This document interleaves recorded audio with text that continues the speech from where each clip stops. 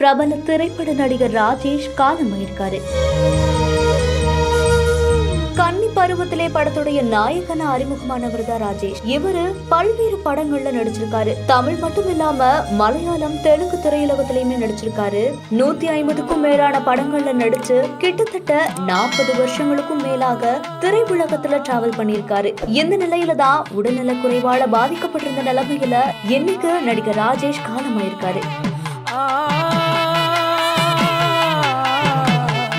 வெள்ளித்திரை நடிகர் மட்டும் இல்லாம டப்பிங் கலைஞர், எழுத்தாளர், சின்னத்திரை நடிகர்னு எல்லாத்துலயுமே தன்னுடைய முத்திரையை பிரித்தவர் தான் நடிகர் ராஜேஷ். இவருடைய இறப்புக்கு திரையுலகத்தை சேர்ந்த எல்லாருமே ஆழ்ந்த இரங்கலை தெரிவிச்சிட்டு வராங்க.